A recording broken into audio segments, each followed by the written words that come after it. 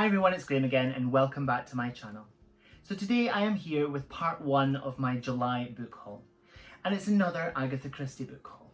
I have 6 books to show you and I'm so excited to add these to my collection. They are facsimile editions, well 5 of them are, and one of them is a folio edition. I'm so excited. But the reason why I have so many Agatha Christie books is because I had an email from eBay saying that I could turn my Nectar points into a voucher to spend on eBay. Years and years ago, before Duncan started working with the company that he's with now, we used to shop with Sainsbury's. Obviously he works for Tesco's now, so we get staff discount on our shopping, so yeah, we shop with Tesco's now.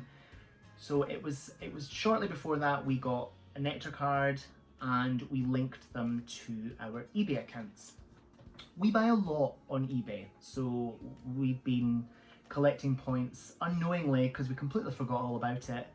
And yeah, I had in excess of about 15,000 Nectar points, which equated to about £75. So yeah, I have no regrets about all the books I bought because they're Agatha Christie and I can add those to my collection of facsimiles.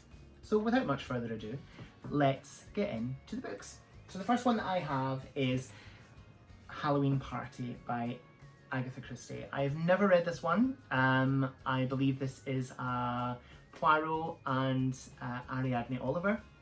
I think a young girl is murdered, like a child, at a Halloween party, and Poirot and Mrs. Oliver step in and save the day. Let's read the inside. Hercule Poirot is spending an unexpectedly lonely evening when he is rung up by his friend Mrs. Ariadne Oliver, who calls upon him in a state of great agitation. She has been to a Halloween party given for children and teenagers. The party has a tragic outcome and she prevails upon Poirot to come to Woodley Common to sort out matters. Since Poirot finds that he already has an old friend living there, he accepts and is plunged into a medley of conflicting statements, some interesting past history, an au pair girl who has mysteriously disappeared, and sundry deaths that are not, perhaps, quite what they seemed. Woodley Common seems a peaceful, respectable residential area, but is it really?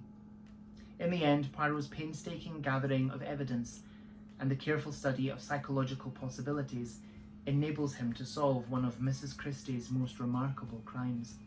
Mrs. Oliver helps by switching from eating apples to dates at a psychological moment. Does that make sense? Does that make sense? Mrs. Oliver helps by switching from eating apples to dates at a psychological moment. Okay. In fact, another dazzling performance by the greatest crime novelist of our time. So I look forward to getting to this at some point, possibly in October, when it's Halloween. Yeah? Are we up for that? Yes. So the next one is obviously another Agatha Christie, because this is an Agatha Christie haul. It is Towards Zero by Agatha Christie. I don't know anything about this one. I've never read it, so I am learning along with you. Murder begins before the actual deed, said Mr. Treves, a distinguished barrister, at the last dinner party which Lady Tressilian ever gave. The next morning she was found dead. With consummate skill, Mrs. Christie draws a series of cameos introducing the leading characters who take part in the ensuing drama. There was Neville Strange, Lady Tressilian's ward and heir, his wife Kay, his former wife Audrey, Mary Alden, a distant cousin and Lady Tressilian's companion for many years, Thomas Royd, who was in love with Audrey. The evidence points first to one person and then to another, or so it seems, until the very end. As the New Statesman said, there is no hocus pocus with Mrs. Christie, nothing but straightforward bamboozling from start to finish. I look forward to getting to this one too. The next one is Murder is Easy by Agatha Christie. Again, another one I have not read, so I'm learning along with you about what it's about. Yes, murder, the elderly lady in the railway carriage was saying. You're surprised, I can see. I was myself at first. I really couldn't believe it. I thought I must be imagining things. I might have been the first time, but not the second, or the third, or the fourth. After that, who knows? So many murders, murmured the other occupant of the railway carriage. Probably Scotland Yard got half a dozen old ladies a week coming in burbling about the amount of murders committed in their nice, quiet country villages. There might be a special department for dealing with the old dears. So many murders. Rather hard to do a lot of murders and get away with it, eh? Miss Pinkerton shook her head. No, my dear boy. That's where you're wrong. It's very easy to kill, so long as no one suspects you, and you see, the person in question is just the last person one would suspect. But it is the last person you would suspect. Surely you won't let Agatha Christie fox you again. It would be again, wouldn't it? I think that sounds fabulous. Doesn't give very much away, but yeah, murder is easy. So the next one is Peril at End House. This happens to also be July's pick for Christie Fest, which is hosted by Lil at Lil's Vintage World and Julie, the Hungry Bookworm. I have read this one before and I thoroughly enjoyed it.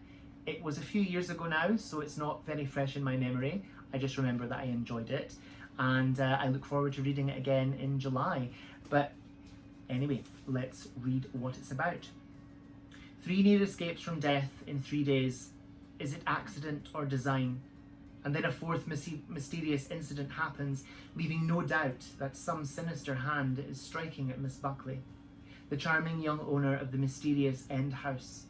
The 4th attempt, unfortunately for the would-be murderer, is made in the garden of a Cornish Riviera hotel where Hercule Poirot, the famous little Belgian detective, is staying.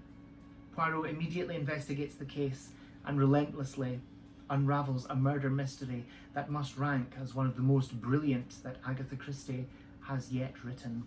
And this is a very good one, and like I say, I can't wait to get to this again in July.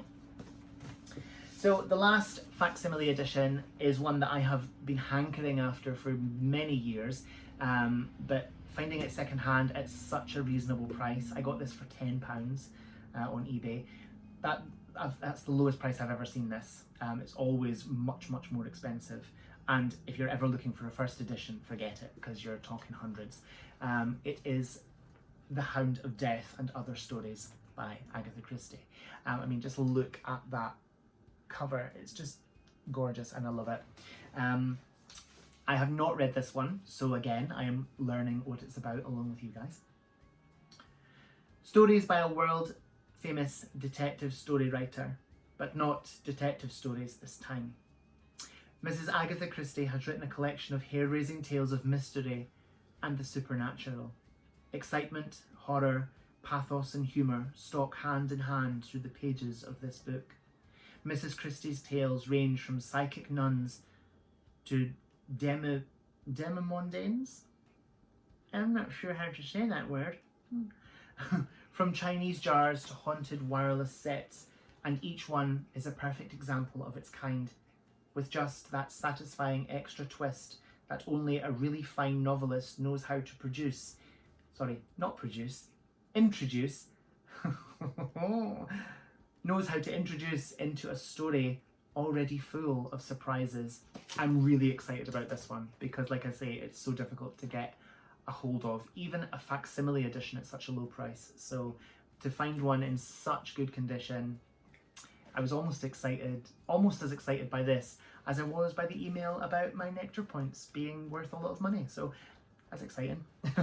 And the last one is one that I'm so happy to have, because this is so rare again to find this at such a low price. I got this for £15. It's a folio edition, so I was just like, I'm there, I'm having it. I already do have another folio edition of Miss Marple's short stories, but this is a different edition, a different cover, and a different sort of layout. It's the complete Miss Marple short stories, Folio Society by Agatha Christie, and this book is just gorgeous. So that's the slipcase, just a normal folio slipcase, and the book itself has that on the front, and I love her. It's Miss Marple, and she's woolly, she's pink, she's tweedy, and I love her. And she's on the spine as well. And the end papers are just this sort of gorgeous kind of lilac purpley colour, which I hope is picking up because it is such a beautiful colour. I would paint my lounge in this colour, definitely. And then there is gorgeous artwork, and of course I can't find any. So it's like these pen line drawings throughout. There isn't a synopsis, but this is a collection of, it's the entire collection of Miss Marple short stories. So we have The Tuesday Night Club, Ingots of Gold, The Bloodstained Pavement, The Blue Geranium, The Companion, The Four Suspects, A Christmas Tragedy, Strange Jest, Tape Measure Murder, The Case of the Caretaker, The Case of the Perfect Maid, and Greenshaw's Folly, amongst others. I'm so excited to have this. I'm so excited to get to this, to add this to my Agatha Christie collection, which is, my husband would probably say, getting out of control, but I don't think so. Books, there is never such a thing as too many of those. So yeah, that's my excuse and I'm sticking to it. But yeah, thank you so much for watching. Whatever you're doing, I hope you have so much fun doing it. Whatever you're reading, I hope you love it. Stay fabulous, be amazing, be yourself, stay safe, and I'll see you again soon for another video. Bye bye.